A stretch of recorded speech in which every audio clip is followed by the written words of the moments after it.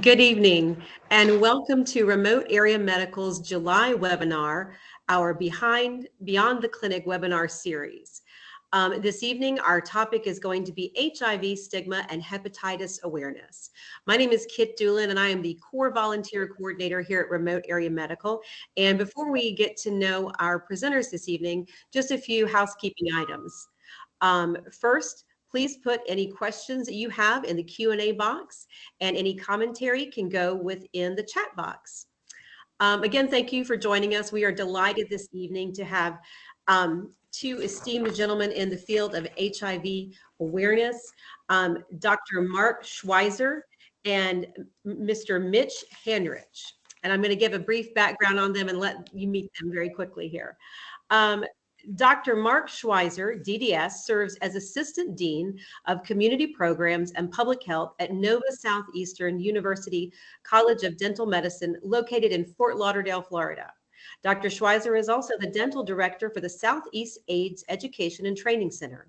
Southeast AIDS Education and Training Center is one of 8 regional AIDS education and training centers across the country, encompassing Alabama, Florida, Georgia, Kentucky, Mississippi, North Carolina, South Carolina, and Tennessee. The Southeast AETC offers comprehensive collaborative educational opportunities designed to increase the size and strength of the HIV clinical workforce, improve outcomes along the HIV care continuum, and reduce the number of new HIV infections.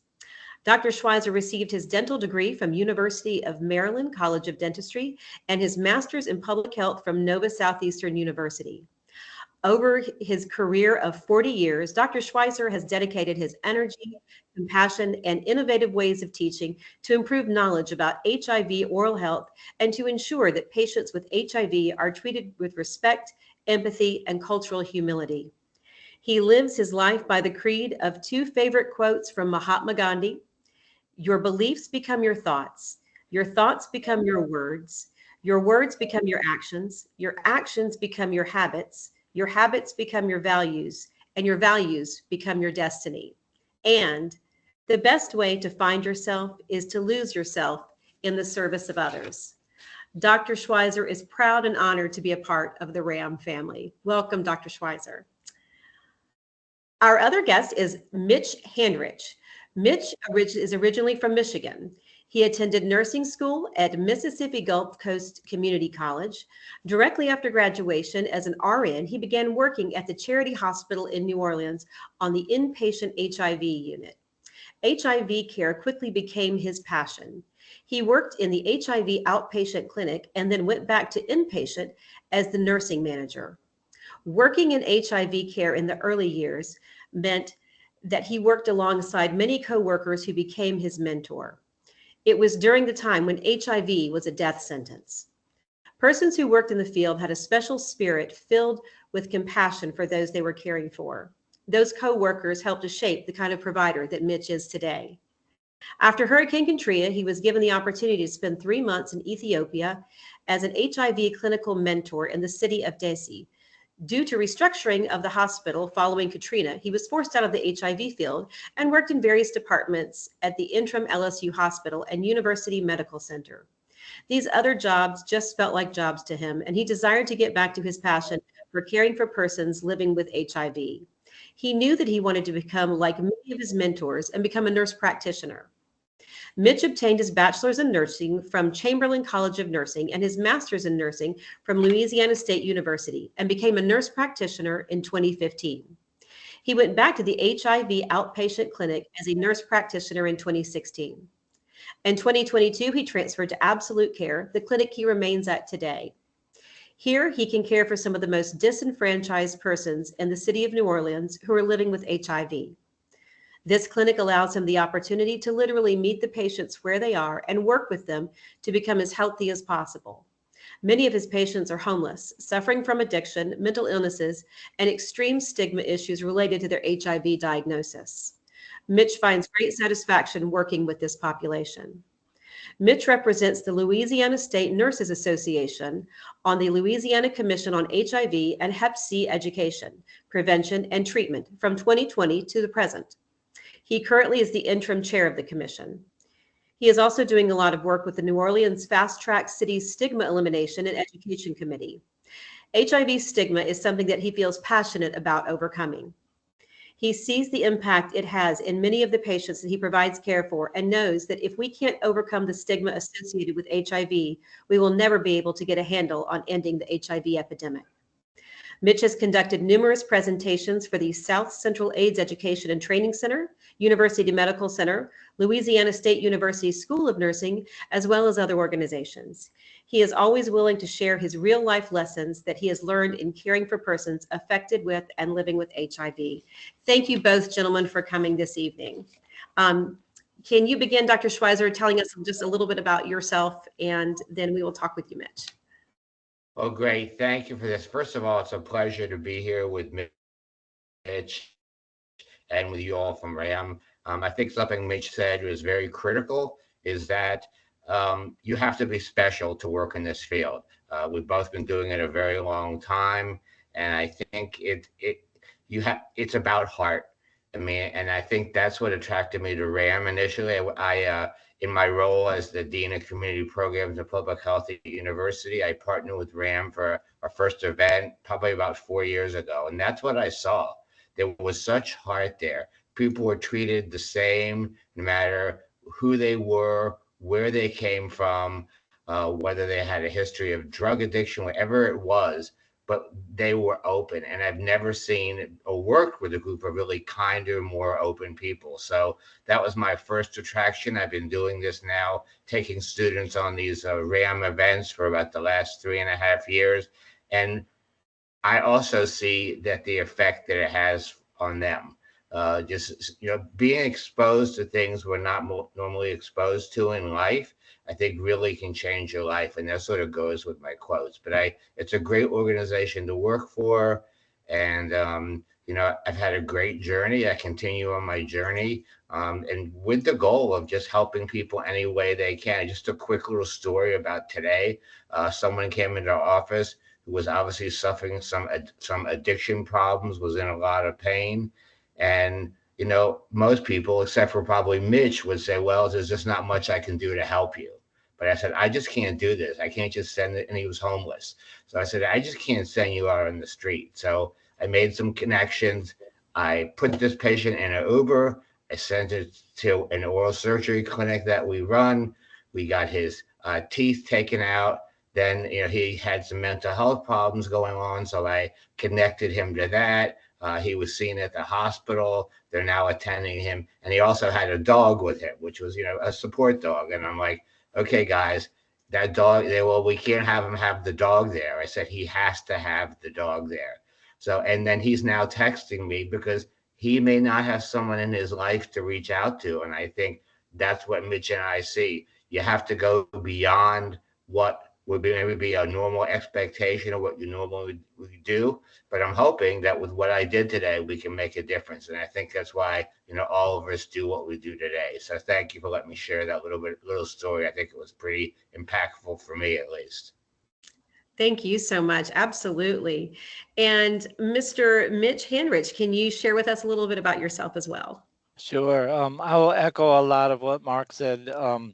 Uh, I love the RAM organization. I first met Remote Area Medical when y'all came to New Orleans after Hurricane Katrina, and I happened to see a little blurb in the newspaper asking for volunteers, and that was my first exposure. And then I've had a lot of opportunities to volunteer with y'all over the years, although I'm sorry to say I haven't done anything real recently.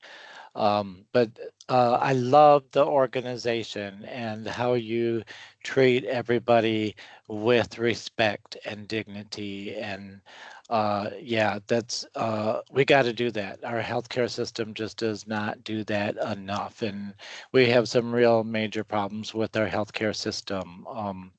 And I'm super excited at the, like Mark said, when, working with people with HIV, you really have to have compassion and heart, and you end up working with them for their lifetime, because now people can live a normal, completely normal life expectancy, and they really get to know their providers, and they really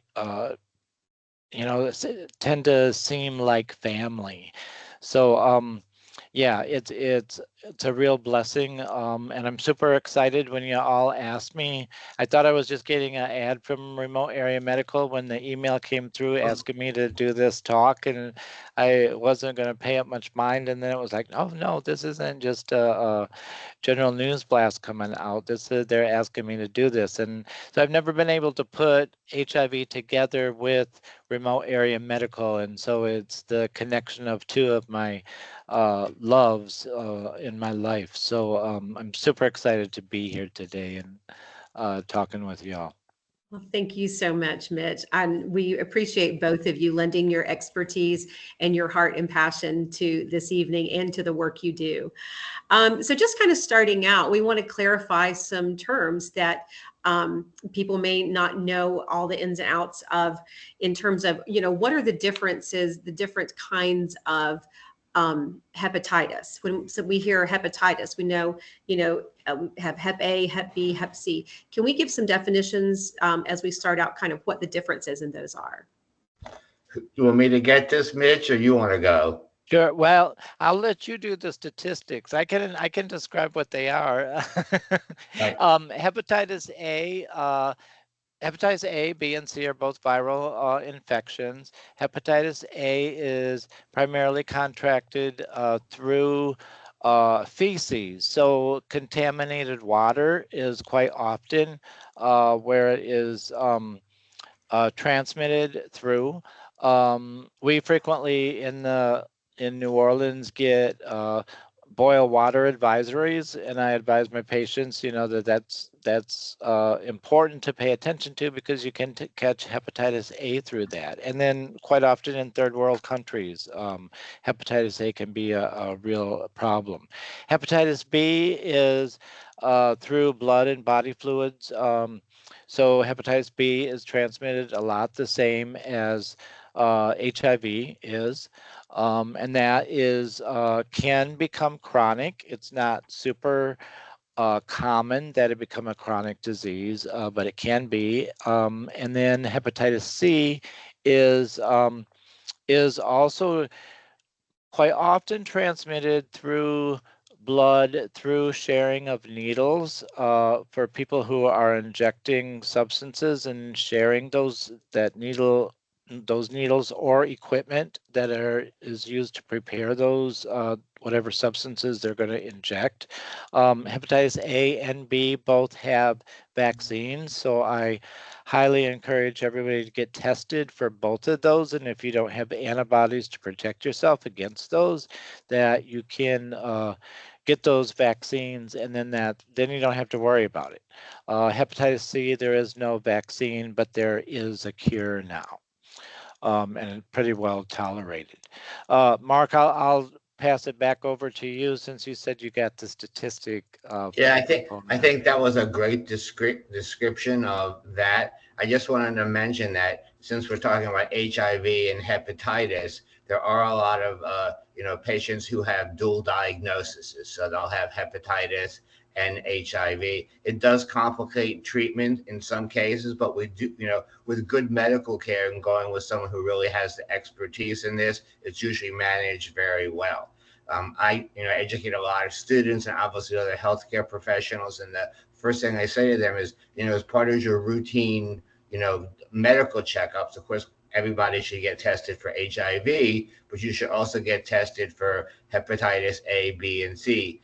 Again, like Mitchell said, usually A and B are self-limiting, and we don't see very chronic cases, but in hepatitis C, that's one we're really worried about. I did some statistics, and they said there's about 2 million worldwide cases of hepatitis C. It's often, like all of them, they're often undiagnosed, because the symptoms can be things like fever, low-grade fever, itching. You don't always see jaundice or yellowing of the skin. You can have loss of appetite, which I wish I had a little more, nausea and vomiting. So, a lot of these things, like we even saw with COVID, you don't really know. It can just be something. So, with hepatitis A and B, again, is self-limiting. So in hepatitis B, they're saying there's about, a certain number of cases, 5,000, 7,000, but that's probably the ones that are there's a lot that are undiagnosed, again, because the symptoms are common. And that's something we'll talk about when we get to HIV. So again, I think, regular care is really important, but especially for hepatitis C, because that's really chronic. And that's the one that we talk about that, of course, now we have a cure, but if you're not getting tested, and you won't get the cure. And actually, it's a complete virological cure. So it is eliminated from your body. So it's really, we have quite the technology now for that. But if you don't get tested, what happens is it goes on, and hepatitis, it has to deal with liver damage. So you can end up with chronic liver damage, eventually leading to, chronic liver disease, resulting in possibly needing a liver transplant. And that's a long period of time. That doesn't happen overnight, but it could be 20, 30 years. You could have hepatitis C, not know about it, and then you end up basically in a crisis, and then it could be too late. So like anything, preventative medicine is really the best thing we have. Thank you, gentlemen. And sort of stepping into talking about HIV and AIDS, can you begin with just sharing with us the difference between having HIV, what is HIV versus what is AIDS? Okay, so I'll take this one because I think I have you can look at the medical definition, so I will give that. So it's based on what we call the CD4, which is basically your immune system. So when the CD4 drops below 200, we define that as AIDS. There's also some conditions, certain pneumonias, certain cancers. But I think the words we use are very important. And I never use the word AIDS anymore. Because if you go back, 40 years ago when I started, basically AIDS was basically a death sentence. And if you present that to someone, you really can change. It's the stigma with that word. So they're just people who have a disease. It's just HIV, like having diabetes. We have treatments. We have everything we need to live a long, healthy lifespan. And that's the message that Mitch and I think, both strive to get out. So if we use a word like AIDS, you're actually giving a patient stigma. So, and unfortunately, in a lot of even federal things, they're still using this word HIV/AIDS.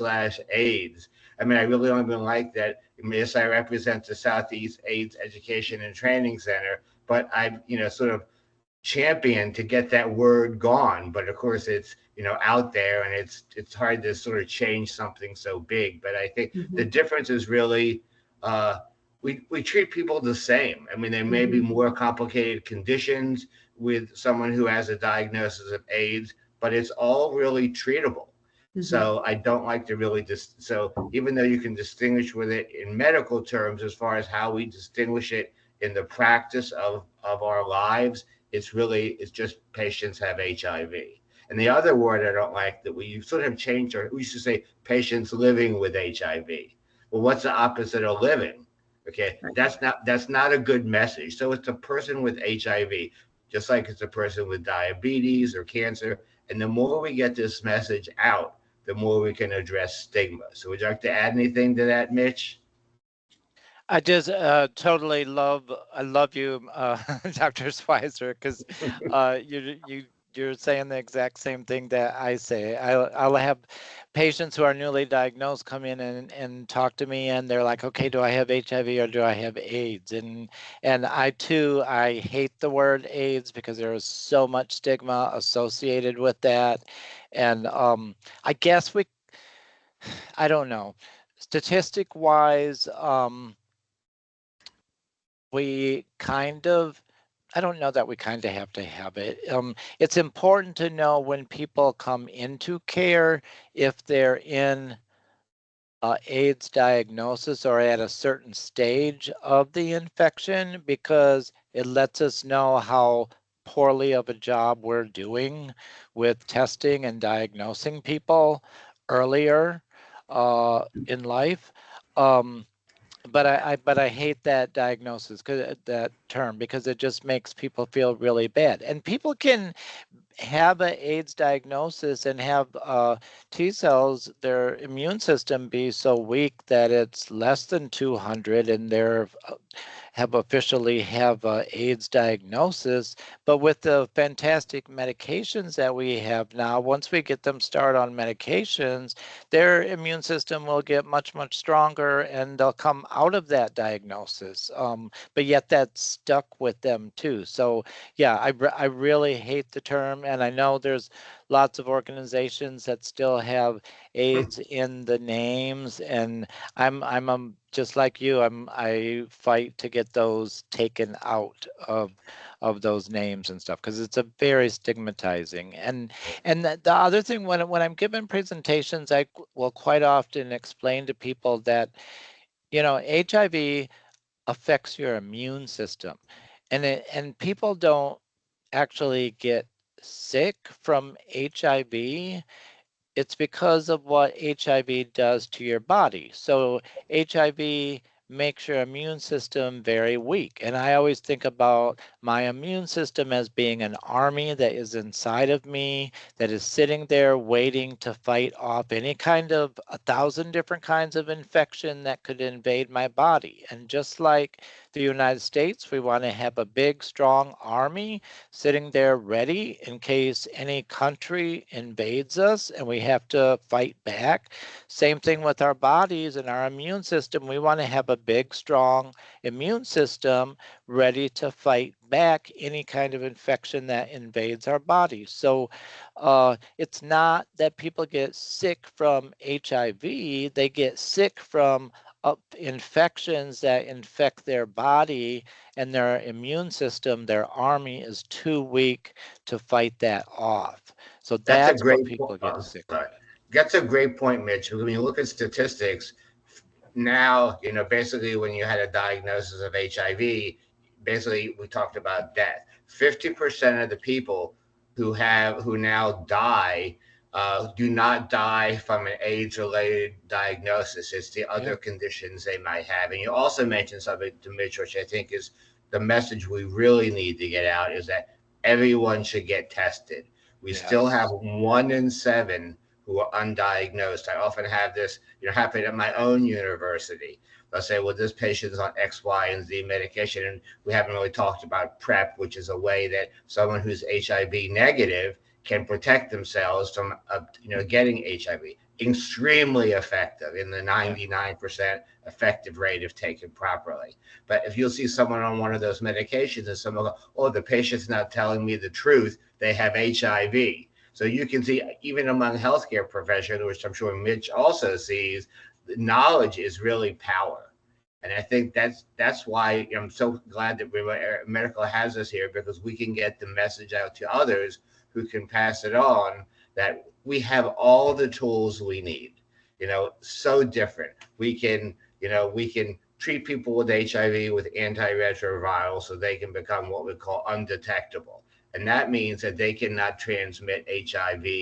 The definition is HIV through sex. But if that is the most common way HIV is transmitted, you cannot transmit HIV if you're transmittable in any way. That's, my belief. And then if you don't have HIV, we have all the tools to prevent you from getting infected. So with that 1 in 7 still undiagnosed, that's what our problem is. We're still having 30,000 cases of HIV a year, predominantly in the South. 50% of the cases of HIV infection are in the South. And Mitch, you're in the South too. And these areas really have massive issues related to just undiagnosed, people. And we haven't talked about stigma and why, but there's a lot of barriers that relate to why HIV in certain part of the country is, a problem. But we have the tools. We just need to get the message out for people to use them and, remain healthy.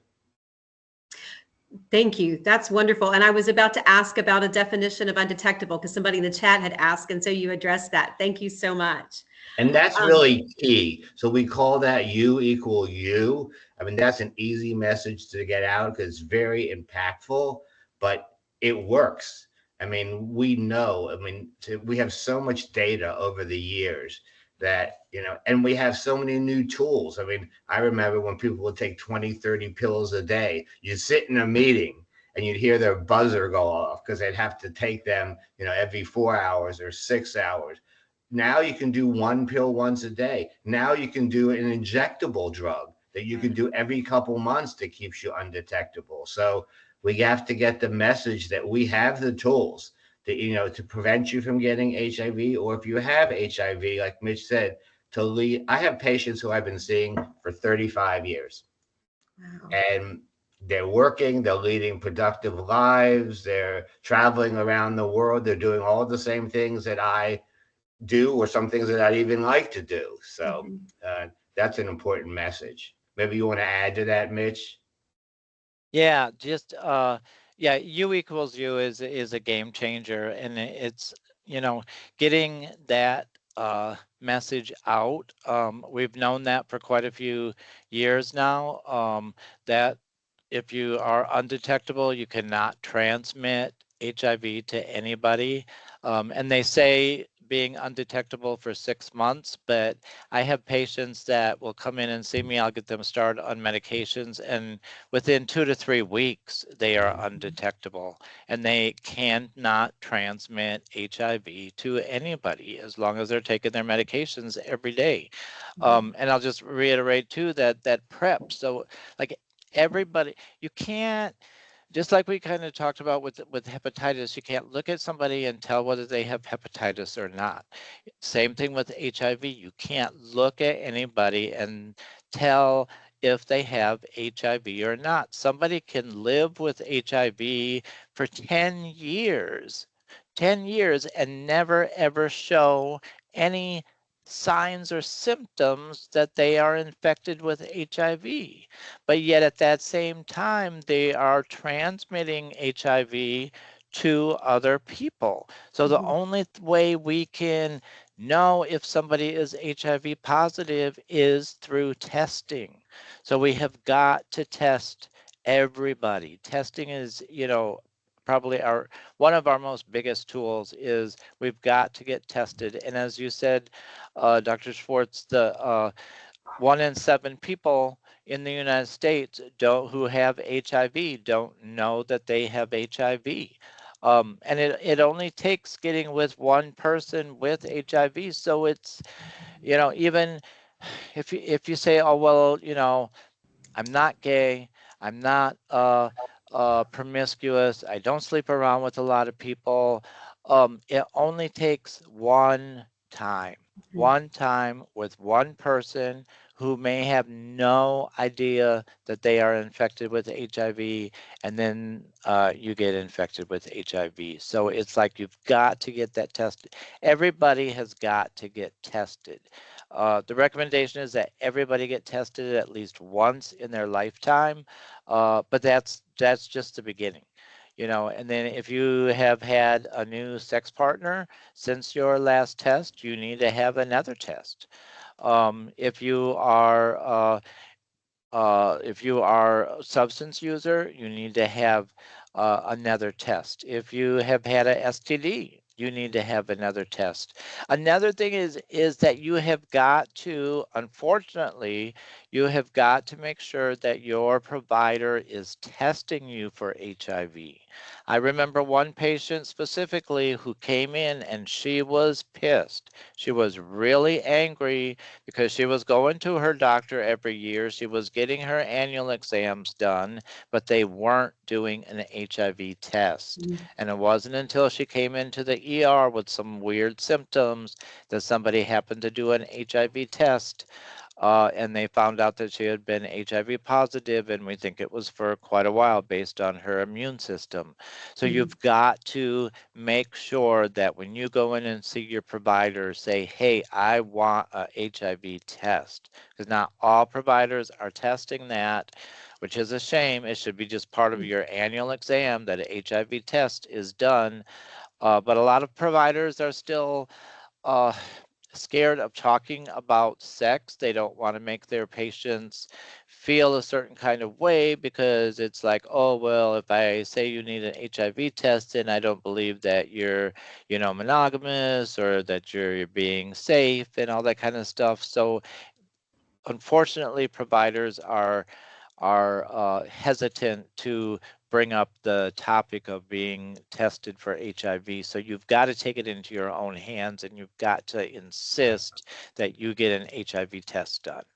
Yeah, I Yeah, think advocate for being yourself. proactive. Oh, go ahead. I I was think just being saying, advocating for your own health. Yes. right. Yeah, that I was saying that you have to be proactive Mhm. for your own health. But I think another important thing is, every like you said, Mitch, anyone can get HIV. It's not a Mhm. gay disease anymore, or it never was. But when you look at the statistics that we're seeing, the increases in women and in the heterosexual population and in the IV drug use, those are our biggest growth areas are among heterosexuals and among people in the younger ages. So the people who aren't like Mitch and I who are not getting the message. Mhm. I see 23 years old, 25 years old Mhm. coming in, newly diagnosed. I mean, we have no excuse. Our excuse is our inability to Mhm. discuss this, talk about it. I'm sure they've been to a physician. Did the physician ever talk to them about HIV, ways you can prevent it? So again, Mhm. the message is out there. And I tell this story to all my students, and of course, Mitch was right. You get a test, at least once. But I say if you're going to be in a new relationship, your first date should be dinner and HIV and STD testing, Mm-hmm. Mhm. because you don't want to put someone else at risk, and you also don't want to put yourself at risk. So it's a different world. And Mhm. the other thing I have to mention is this generation do not use condoms. It's just the reality of our world, but that's okay. We can give them, pre-exposure prophylaxis. We now have something called doxypep, which helps prevent getting sexually transmitted diseases. So the tools that we have are phenomenal. So Mhm. I think, getting the education, getting the word out there, testing, and for everything, but especially for HIV, because we now have the tools that we can keep you healthy or prevent you from getting HIV. It's been the last 5 years have been a game changer, and I don't think that message is getting out there that we can take care of this. We got this. Gentlemen, what do you think is the biggest barrier for people getting tested? Is it the lack of the conversation with your doctor? Is it some preconceived notion that I'm not at risk? What are those barriers? Lack Mitch, of education. Uh, People still don't understand how it is and is not transmitted. It's Mhm. still viewed as a gay disease. Mhm. So if I'm not a gay man and I'm not having sex with other men, it doesn't apply to Mhm. me. But we know that 20% of 18% of all new diagnoses in 2022, which is the latest stats that we have, were females or through heterosexual contact. And females are the fastest growing group of people who are being infected with HIV. So it's that they don't think it applies to them. And the stigma. So, especially in the South, we have 52% of all new diagnoses are in the South. Mhm. Um, it is really bad, especially among the Black population. The stigma, the homophobia, they don't want to be thought of as being promiscuous. They don't want to, I was just in a meeting and we were talking about having a information table set up at community fairs and that kind of stuff about HIV, but people are ashamed to walk up to that absolutely. table to get that information. I've Mhm. started giving talks to CNA medical assistant students and dental assistant students at Blue Cliff College here in New Orleans, and they are just shocked at the information that I give them and the amount of they still don't believe that they are at risk, and most of them are females that are in those classes. They think that, oh, it doesn't affect me. And it wasn't until I started working at my clinic here, and my medical assistant that I currently have, she started hearing my talks and meeting my patients and stuff. She started on PrEP, and it was because, you know, she heard what we were saying, she saw the prevalence of it, and you know, she's in a committed monogamous relationship as far as she knows, but she doesn't know for sure what her husband does. You know, she's not with him all the time. I had a new diagnosis, a young lady come into my clinic, and she was accompanied by her mother, and after a couple of visits, the mother asked me, she said, can I get on PrEP? And the daughter, who was in had HIV, looked at her and she said, you sleep with one man. And she's like, yeah, but he travels and I don't know what he does when he is out of town, and none of us can know 100% what our partners are doing when we're not with them. We just don't know. That So she was a very smart woman to take control of her own body and get started on PrEP. That's great because, you know, people now are on sort of, I call a sexual continuum. You know, you're not necessarily straight or bi or wondering. So, you know, I say that you're at risk if you're somehow that in your relationship, the man, like you said, may have sex with men when they travel. Okay. They come home, they bring it home to their female partner, and they wouldn't normally get tested because they think, well, I'm not at risk. I'm in a relationship. I'm not married. That's why we have to get providers to routinely test people and not judge people with about their relationship, who they are, what their sexuality is, what their race is, you know, and the African American, if you're an African American male, this is the statistics that always gets me, and you're having sex with men, that could be once, you have a 50% chance of acquiring HIV in your lifetime. That's astounding. Okay. These are things we have to discuss with people. You know, I have patients with HIV who are, you know, African American. They live at home with their families. They haven't even disclosed to their families that they have HIV. Now, to be medication compliance and all the other things that go around having HIV, they have no support system.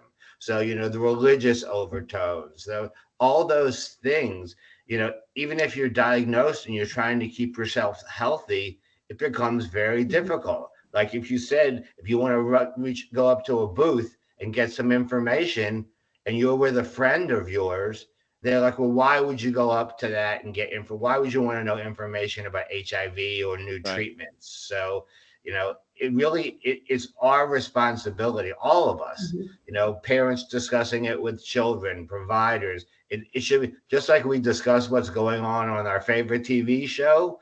We should be having that talk about, you know, HIV. And I do it. Some people are like, that's all you talk about. I said, but if I can make a difference for one person, then I'm doing my job.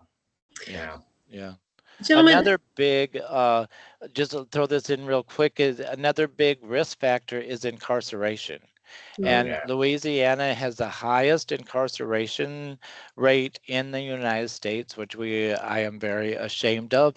But when men are incarcerated, uh, it's a lot of young men. It's a lot of men that have substance use history.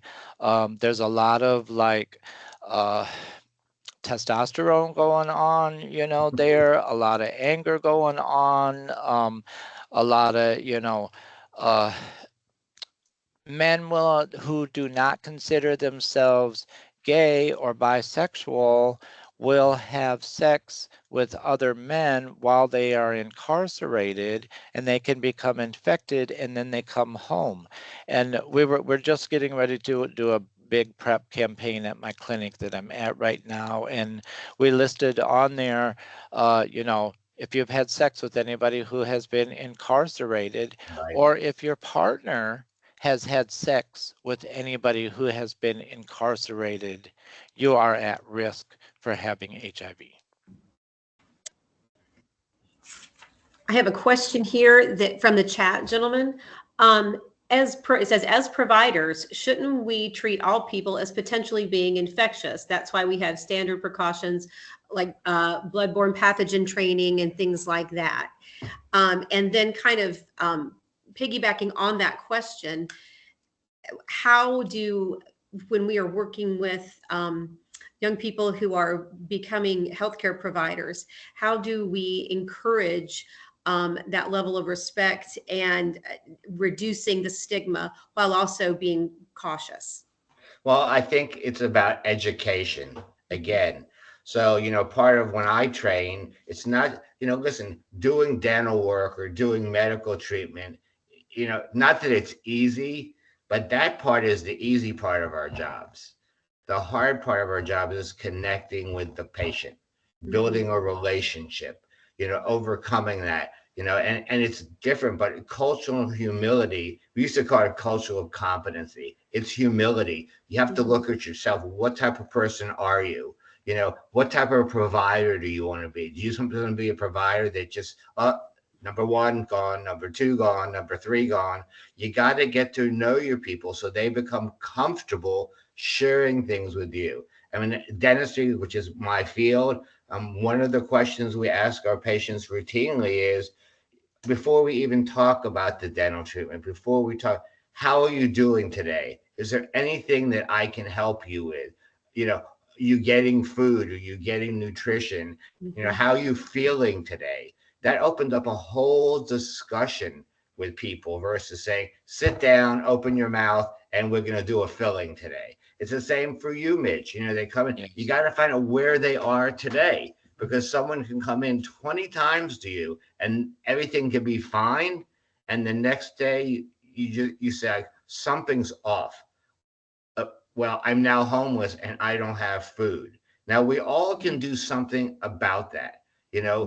In your office, in your place, have a little food pantry. We all have leftover cans and stuff, pasta. So I go in and say, come on in, go into the box, whatever you want.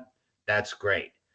So we have to participate not just in the HIV process, but the things that surround everybody with health issues. And if you do that with love and heart, it's going to make a difference. So I think that's the big problem that we have, is not that we don't have the tools. We can provide the care and keep people healthy, but how do you keep people engaged in care? And to keep them engaged and to keep them on medications, and talking about, universal precautions, we've made so much progress. There should be no reason that anyone contracts any type of communicable disease in a healthcare setting. We wear, in dentistry, we wear gloves and masks, and there hasn't been a case of a dental infection of a dentist acquiring HIV. I think it's 1992 or 1996, unless they had another risk factor. So even among healthcare providers, they get concerned.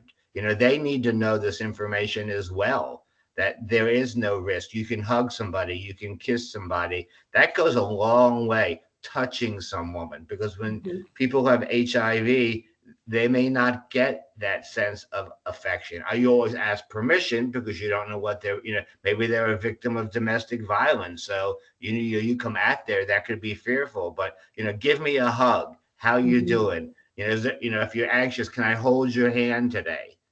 I mean, what a difference that can make. So those are the things we need to do. And I know was it 2023, the FDA updated their blood donation policy. Do you feel like that has made any strides toward reducing the stigma? When you presented us with that question earlier, I hadn't really thought about it because I'm not sure. I think it helps with the stigma because it's basically that anybody who admits to having sex with another male, they were the ones that were banned from donating blood. So now it's that basically, from my understanding, I didn't look it up exactly to read it, but it's that as long as you are not having sex with multiple people, and you know your status, then you can donate blood. So it probably had a minuscule amount, maybe more just letting gay men feel more at ease, but I don't know that it's done that much. Yeah, I would agree with you. I think, first of all, the message hasn't gotten out that this has been changed. But Yeah, I think 99.99% of people, knowing that they'd be a risk for something, would not donate blood. right. People would not intentionally say, well, I have HIV, I'm going to donate blood. And the blood system is screened. So Yeah. again, no cases of, blood from, that's given to someone in a situation where they needed a transfusion are getting HIV. I think it was just a little nod, but I don't think Hmm. I mean, this is my personal opinion. I think it's great, but again, we have bigger sort of fish to fry than Sure. sort of changing a little regulation that really, it's no different than what we did before. They're Yeah. still screening the blood. Yeah. So Right. what's the difference if you donate and you have something? How about hepatitis? There we Yeah. go.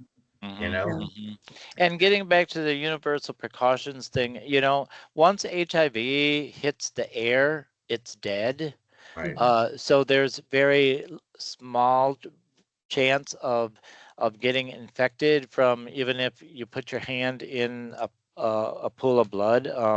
If it once it hits the air, it's dead. Now hepatitis is a different story. So hepatitis is much more contagious and lives for a much longer period of time. So that's a much bigger thing.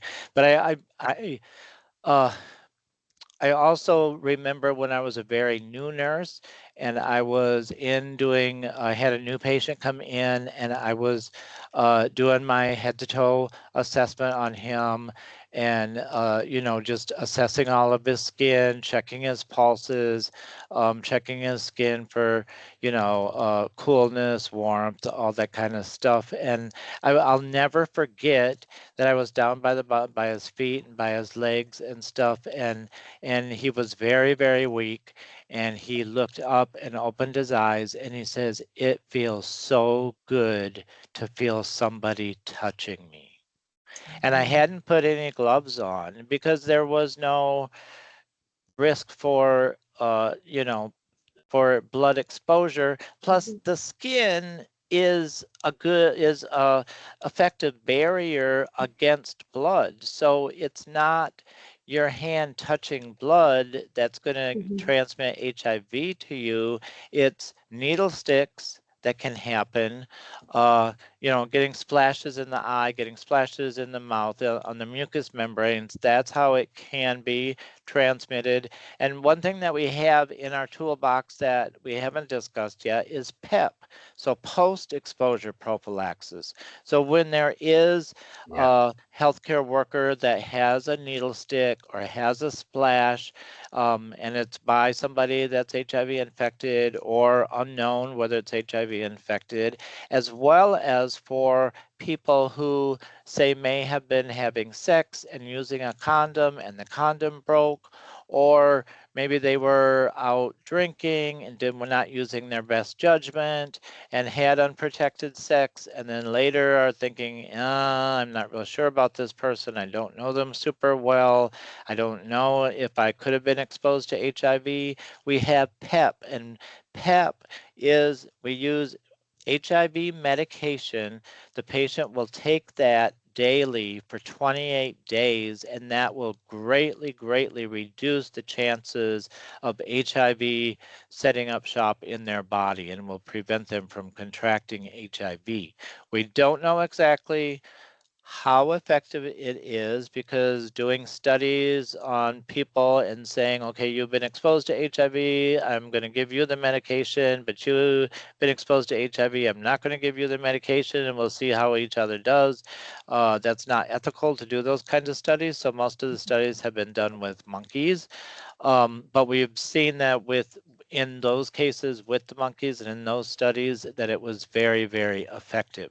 Now, it does have to be started within 72 hours. So within 72 hours of that exposure, so that needle stick, that splash, that unprotected sex, the condom broke, whatever that is, you do need to go to the emergency room within 72 hours, and the medications have to be started at that time. So Well, it's going to an emergency room. Is that where somebody who's perhaps in a rural community would access it, an emergency room or the health department? yeah, Yeah. yeah. The problem is that, so again, knowledge. Okay, we Yeah. have the tools, people don't know. And I would Mhm. say that probably your best choice, especially you have two choices. I would either go to a emergency room or go to an infectious disease doctor, because many just general physicians would not know. I want to throw out a few statistics of risk. So the risk from a needle stick exposure is 0.3%. But like you said, the virus is very fragile. Okay, you need a certain quantity of the virus to get it. A little bit of blood that would maybe get in from a needle stick probably is not enough. We're not really sure. But from a splash, it's 0.1. So 1% chance. I mean, what's your chance of getting hit by a car? Unfortunately, if you walk out on the street, or tripping over a sidewalk, or, hurting yourself. So Mhm. it's really, to me, it's not even enough to even worry Mhm. about. We do have tools, but it's very low risk. HIV is primarily transmitted through sexual contact and blood. And so that's what we had. It's not touching someone, it's not hugging them, it's not kissing someone. None of those things.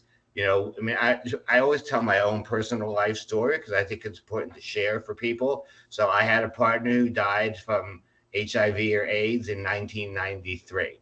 Okay, a long time ago. We were in a relationship for several years.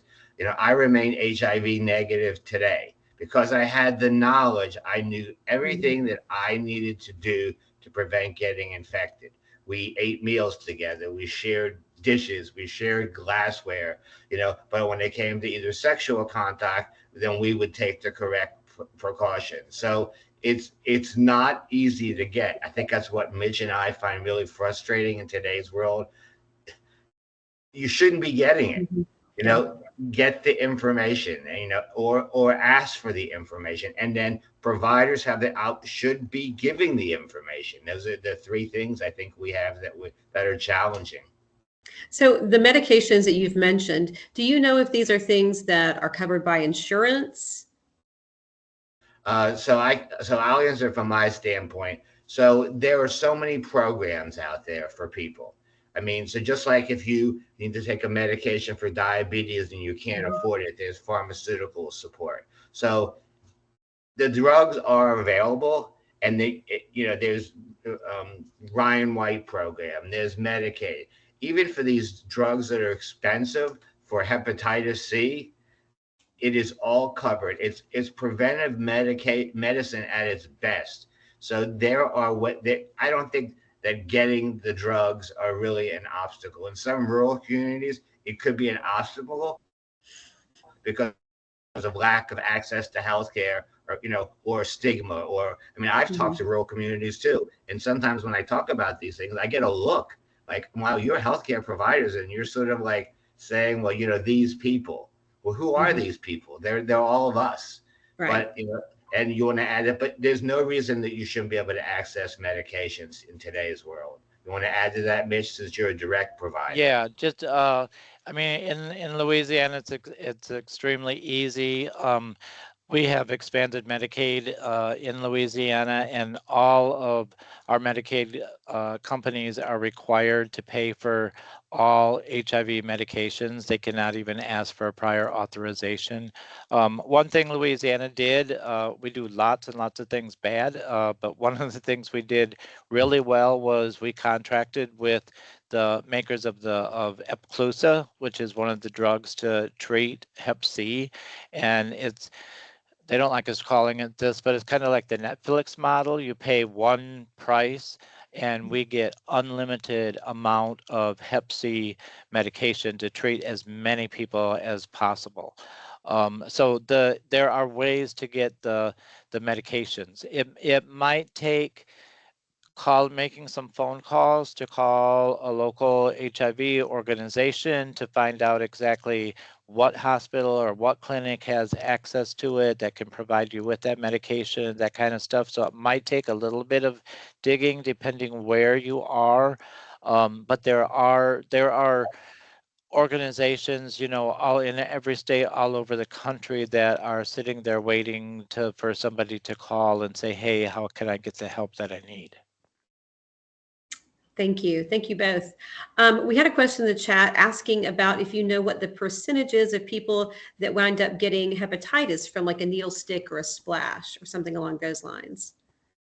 I don't know the exact statistic, but it is much higher because of the infectious diseases, HIV is at the bottom of the rung. So I think hepatitis C is at the top, and then B, and then A is not transmitted by blood. So C, B, and then HIV is at the bottom, in the sense of, infectivity.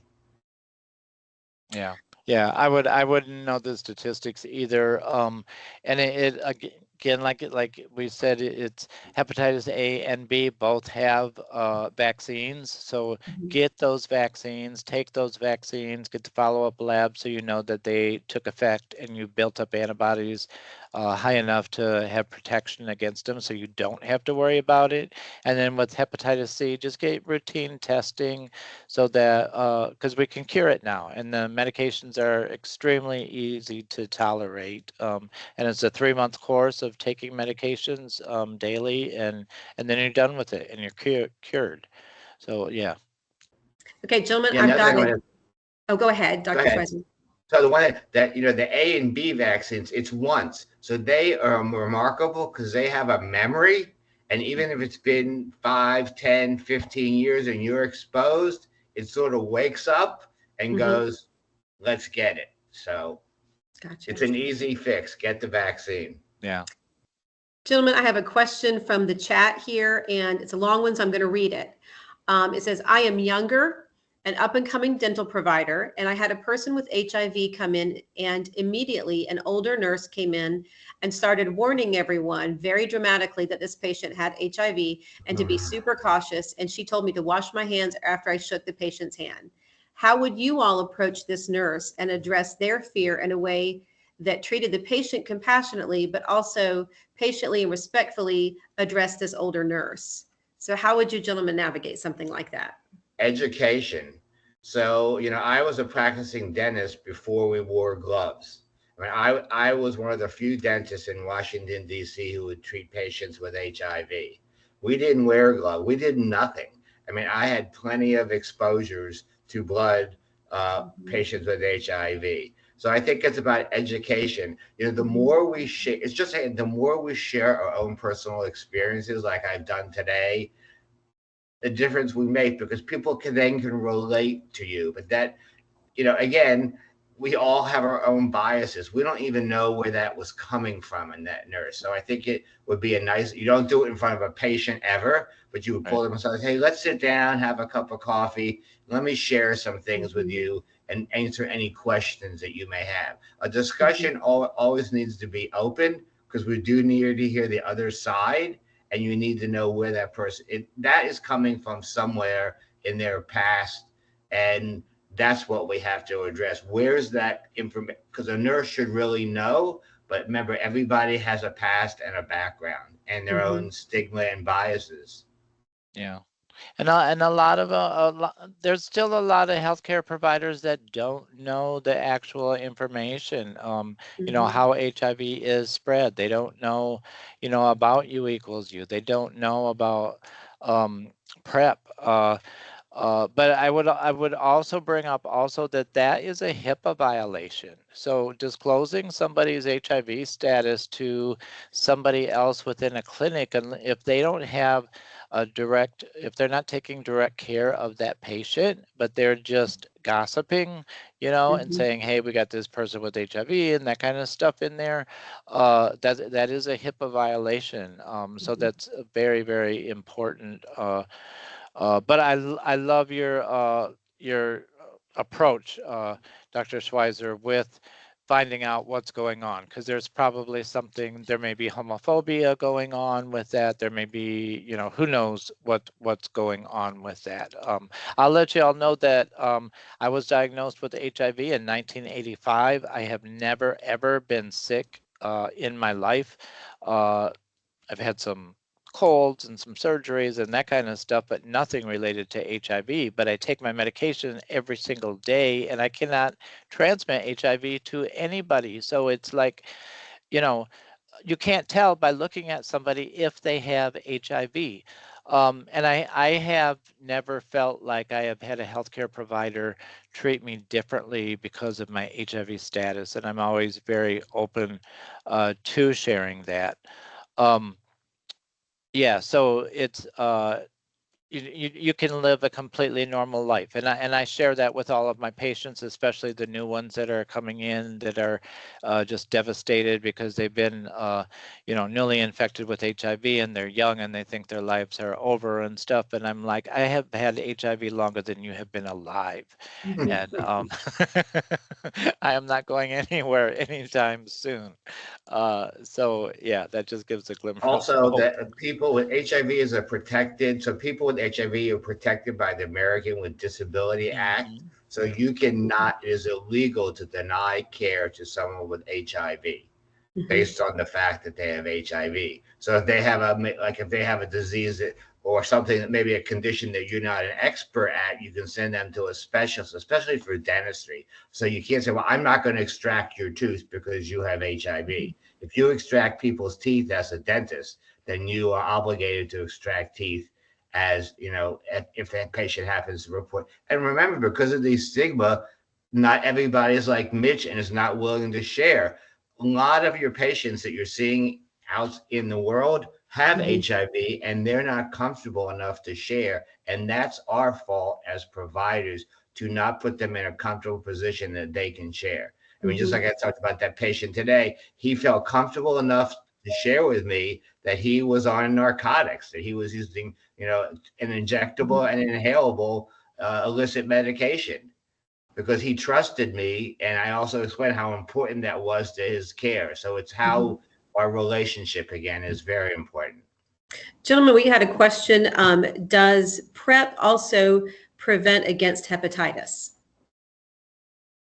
No, it doesn't. It only It's just prevents HIV. against HIV. And Dr. Spicer brought up doxypep.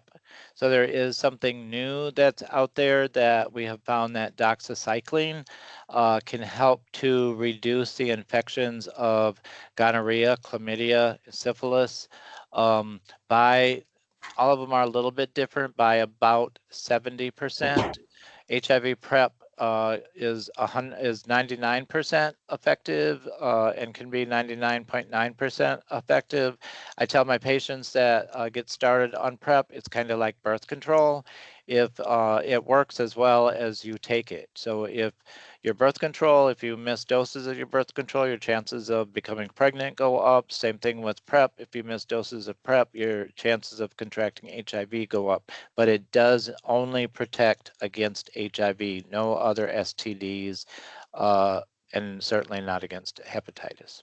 And I think the docs, well, what protects for A and B is getting the vaccine. Right. But, you know, when you talk about, as you can see, we talked about doxypep. So that's not just for people who have HIV. If you're sexually active, okay, and you don't have HIV, you have another tool. So again, for the people who are resistant to traditional ways of preventing transmission of infectious diseases sexually. We have it all. I mean, 70% chance is a protection is pretty good in overall statistics when you look at things from a public health issue. So again, if we use these tools, we're going to get to where we really need to be. But that was great information, Mitch. And also I'll just bring up too that it's important to get tested for STDs.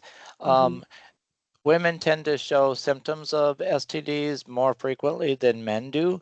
So it's very important that when you go to your doctor's appointment, you get tested for STDs, because having an STD also puts you at higher risk for contracting HIV. So an STD will change the mucous membranes in the vagina, in the rectum, in the mouth, and that change in the mucous membranes makes it easier for HIV to cross those mucous membranes and get into the bloodstream. So having a STD or a sexually transmitted infection is going to increase your chance of catching HIV as well. Gentlemen, I'm going to wind it up with asking you each one more question here.